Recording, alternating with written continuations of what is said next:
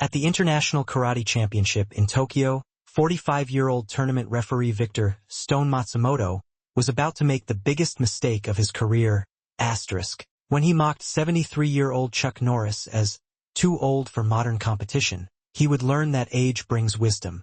The Nippon Budokan Arena in Tokyo hummed with electric anticipation as the world's most elite karate competitors prepared for the International Karate Championship. The sacred venue, which had hosted Olympic judo and countless martial arts legends, was transformed into a cathedral of combat sports. Spotlights bathed the pristine white competition mats in brilliant illumination, while traditional Japanese banners bearing the calligraphy of ancient masters hung from the rafters like silent witnesses to the evening's events. Victor "Stone" Matsumoto stood at the edge of the competition area, his black referee uniform crisp and immaculate, his silver whistle gleaming against his chest. At 45 years old, he carried himself with the unmistakable bearing of someone who had earned his authority through decades of excellence. Standing 5 feet 10 inches with the lean, powerful build of a lifelong martial artist, Victor moved through the arena with the controlled precision of a man who had never doubted his place in the hierarchy of karate mastery. His nickname "Stone" had been earned not through hardness of character, but through the unshakable consistency of his technique and judgment. As a competitor, Victor had been a force of nature, 3-time world champion, 5-time All-Japan champion, and holder of a perfect record in international competition that had spanned nearly 2 decades. His victories had been methodical demolitions, each opponent systematically dismantled through technical superiority and tactical intelligence that bordered on the supernatural. But Victor's true genius had revealed itself after his retirement from competition.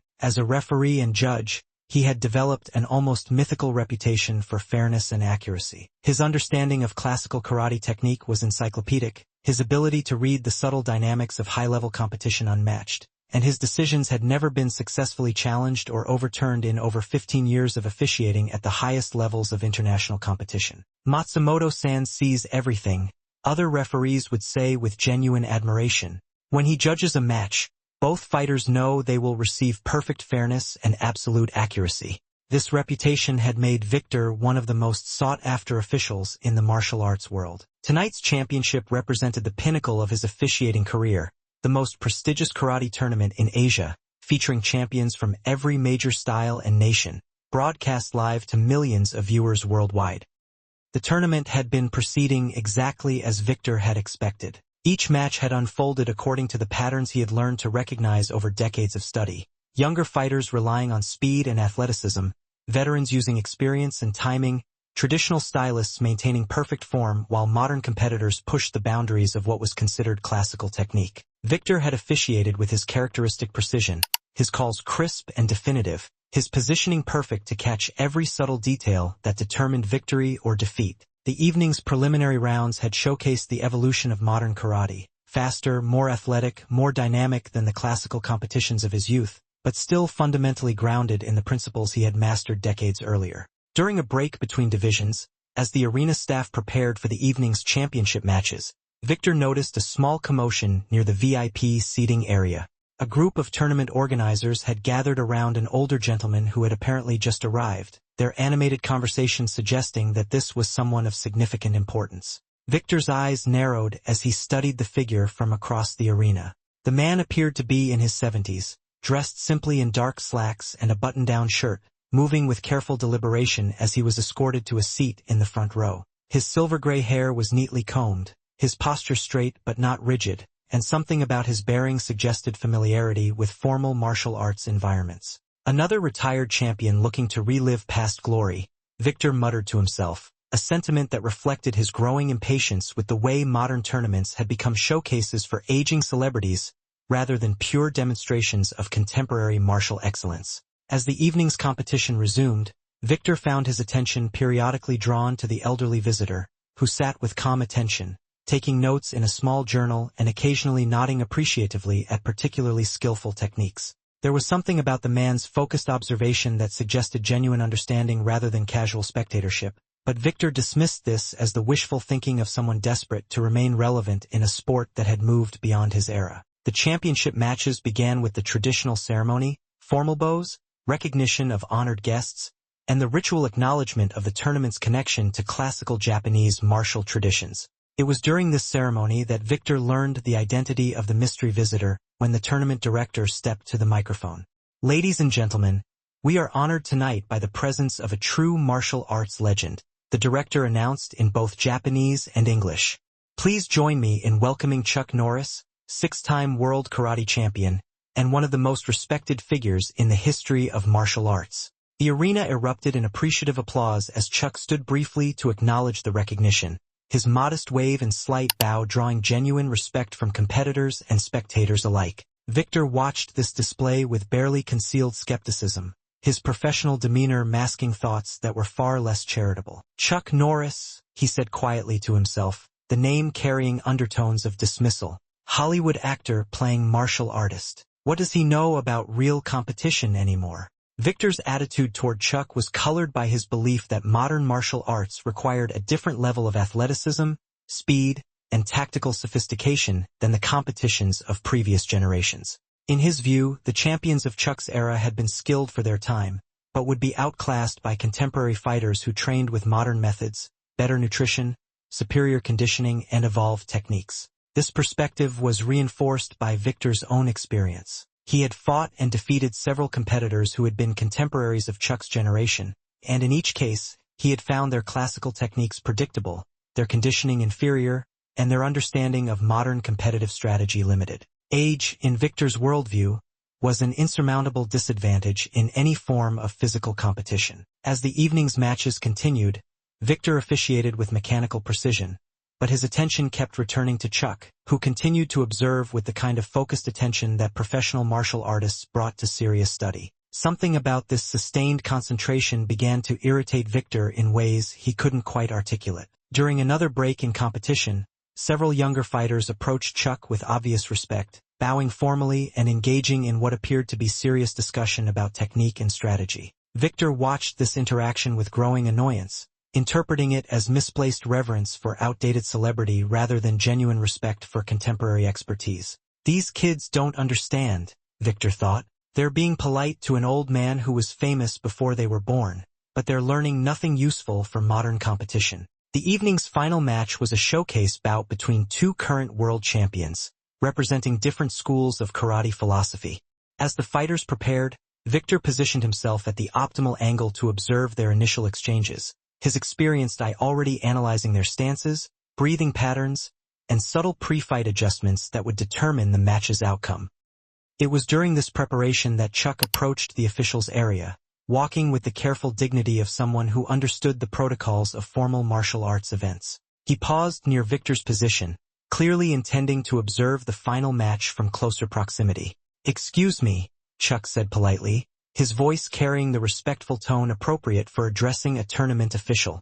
"Would it be possible to watch this match from here? I'm very interested in seeing how modern competition has evolved." Victor looked at Chuck with barely concealed condescension, taking in the older man's civilian clothes, his careful movement, and what Victor interpreted as the tentative uncertainty of someone out of his depth in a contemporary competitive environment. "Of course," Victor replied, his tone professionally courteous but carrying subtle undertones of superiority. "Though I should mention that modern karate moves much faster than what you might remember from earlier eras. The athletes today train with methods and intensity that weren't available in the past." Chuck nodded graciously, seemingly oblivious to the implied criticism. "I'm sure you're right. The sport has certainly evolved tremendously since my competitive days." Victor's confidence in his assessment was reinforced by what he perceived as Chuck's immediate deference to his expertise. Yes, the speed, conditioning, and tactical sophistication of today's champions represents a significant advancement.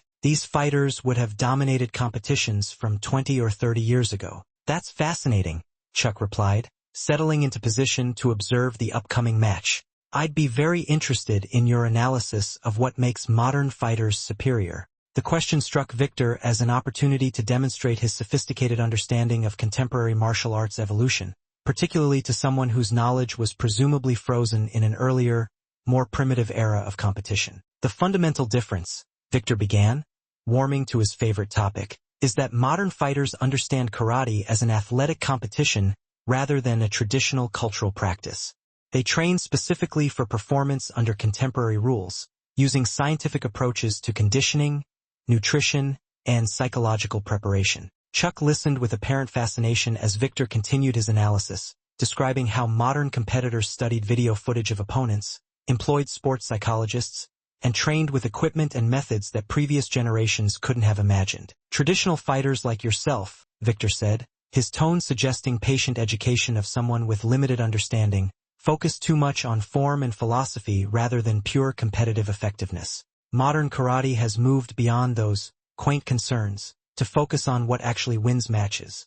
I see, Chuck replied thoughtfully. So you believe that traditional training methods have become obsolete? Victor nodded confidently. Not obsolete exactly, but certainly inadequate for serious competition. Traditional training was fine for its time, but modern fighters need modern methods. Someone trained primarily in classical techniques would struggle significantly against contemporary champions. As if to underscore his point, the final match began with an explosive exchange that demonstrated exactly the kind of speed and athletic intensity Victor had been describing. The fighters moved with lightning-quick combinations, their techniques crisp and powerful, their conditioning obvious in their sustained high-level performance. You see, Victor said, gesturing toward the action. This level of performance requires training methods that simply weren't available in earlier eras.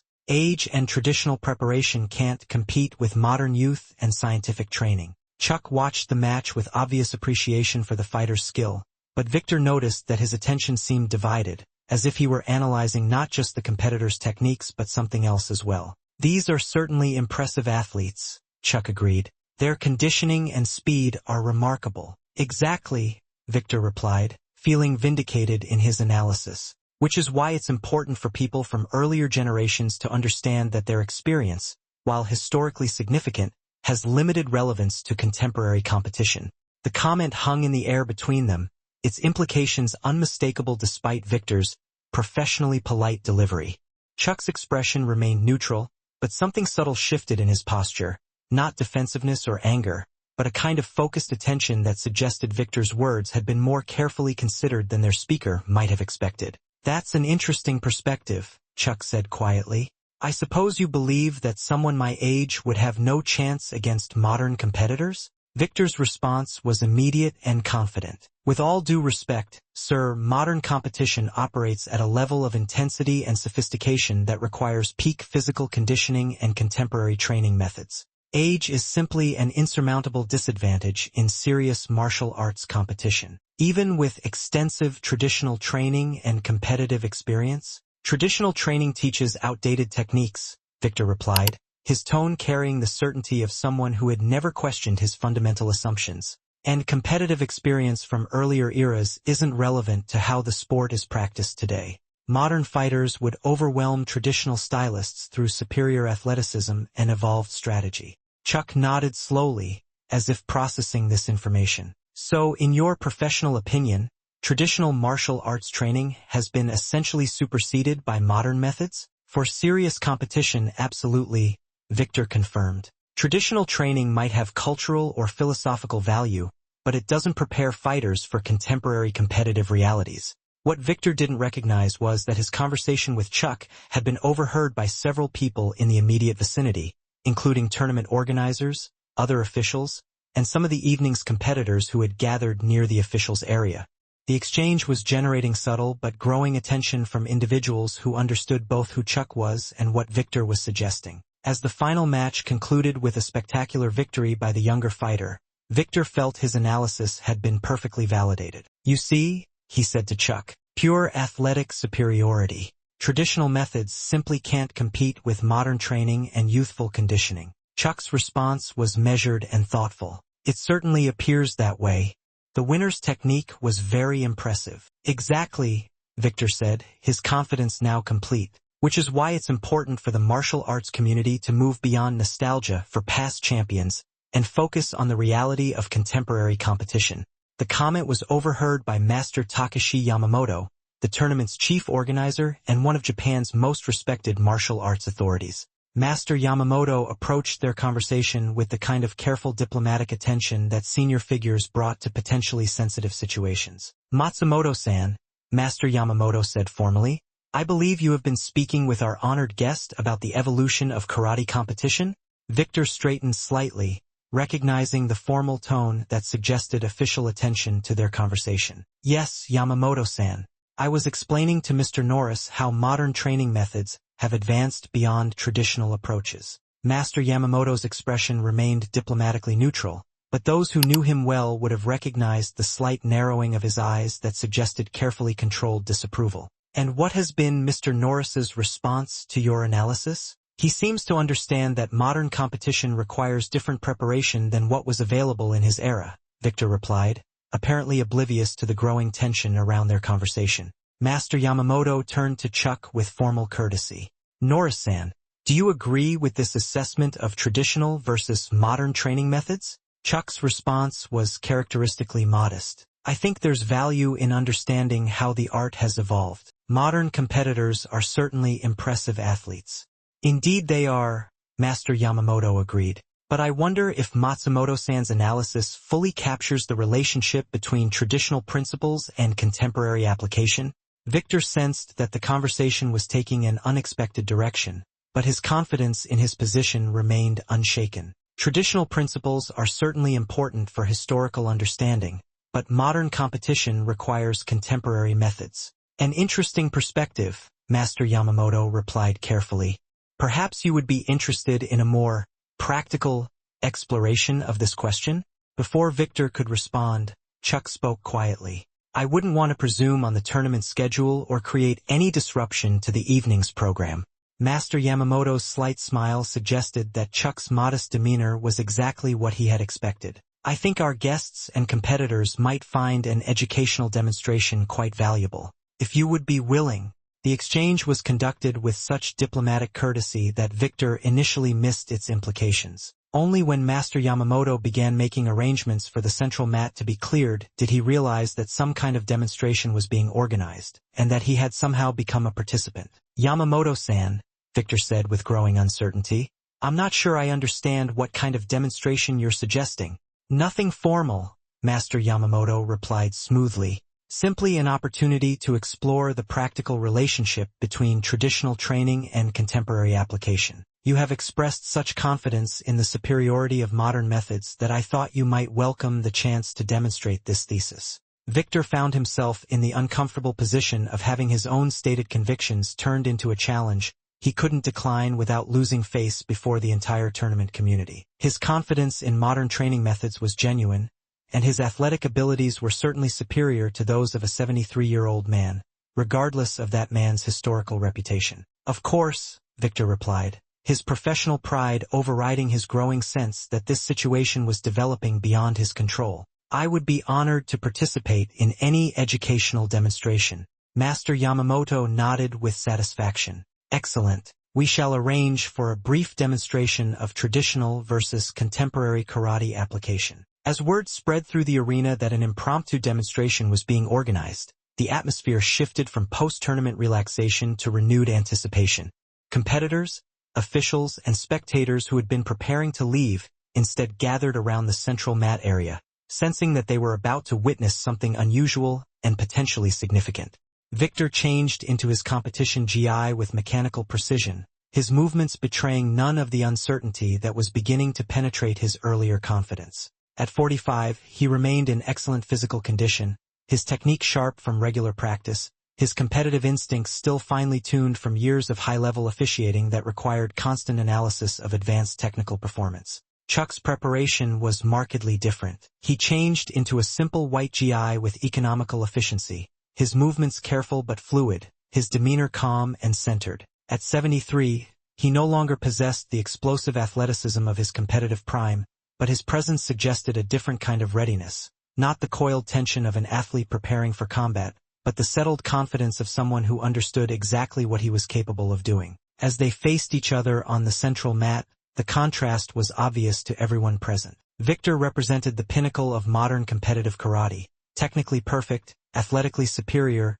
competitively experienced, and intellectually confident in his understanding of contemporary martial arts evolution. Chuck represented something different: traditional training, historical achievement, and the accumulated wisdom of decades spent not just competing but understanding the deeper principles that underlay all effective martial arts application. Master Yamamoto served as the demonstration's moderator, explaining to the assembled crowd that they were about to witness an exploration of how traditional and modern training approaches might interact in practical application. This is not a competition, he emphasized. This is an educational demonstration designed to explore different philosophical approaches to karate training and application.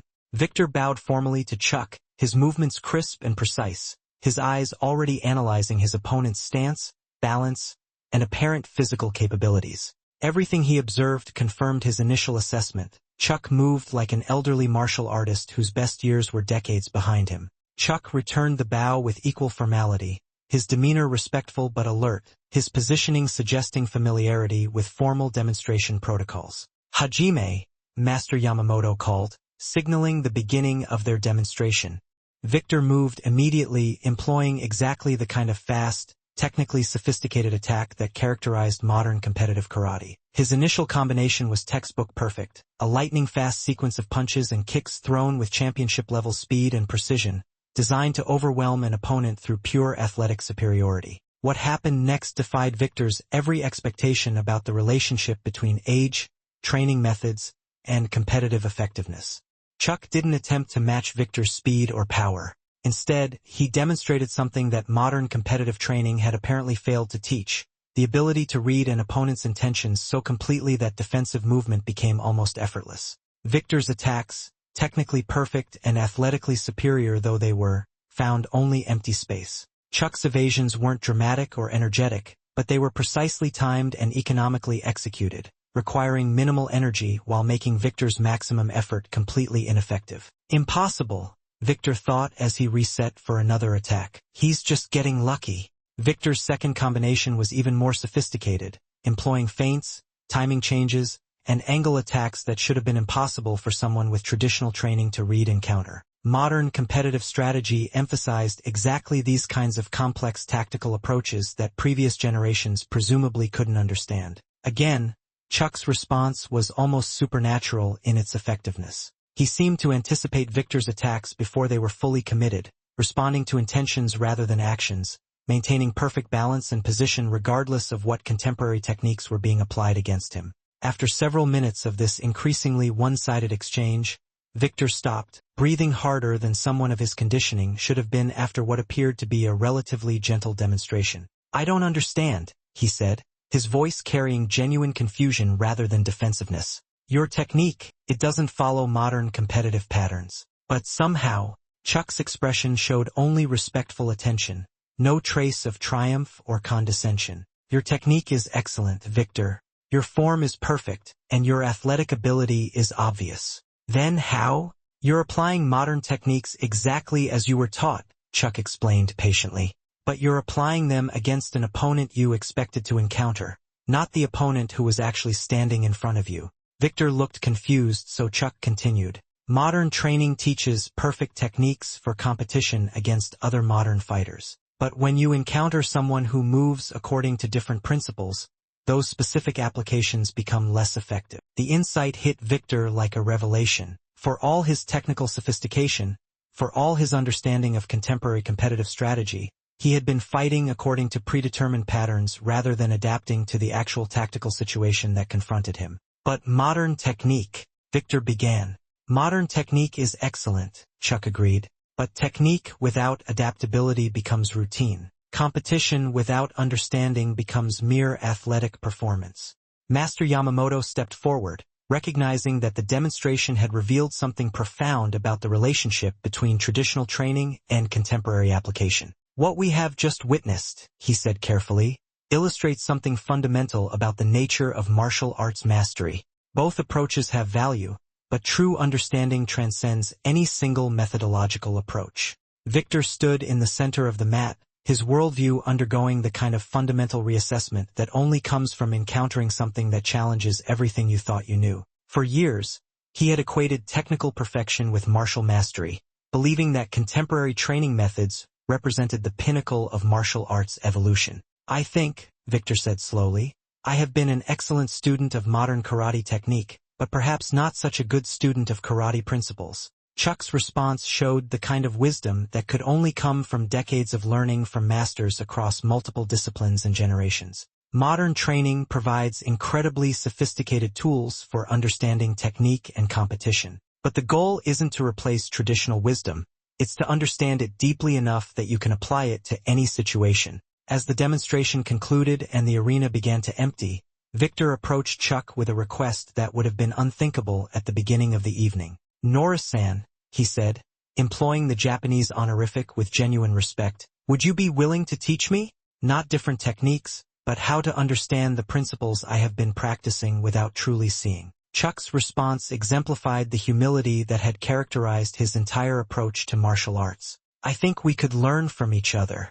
Your technical foundation is incredibly solid, probably more sophisticated than what I learned in classical training. But maybe together we can explore how contemporary methods and traditional wisdom can strengthen each other." In the months that followed, Victor's karate underwent a quiet revolution. He maintained all the technical precision and contemporary knowledge that had made him a champion and respected official, but he began approaching them as expressions of underlying principles rather than ends in themselves. His officiating became even more perceptive as he learned to see beyond surface technique to the deeper tactical and strategic dynamics that determined competitive success. More importantly, his teaching became more effective as he learned to help students understand why techniques worked rather than simply how to execute them with perfect form.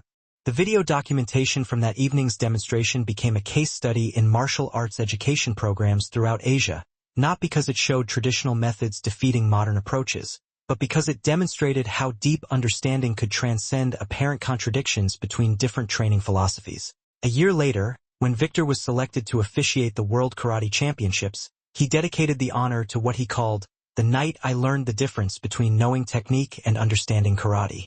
Chuck, characteristically, deflected credit for Victor's growth. He already had everything he needed, Chuck told Master Yamamoto when asked about the transformation he had witnessed. "Sometimes we just need someone to help us see what we already know. And sometimes, the most profound education comes not from learning new information, but from discovering that wisdom has no expiration date, and that true mastery transcends the artificial boundaries we create between old and new, traditional and modern, experience and innovation."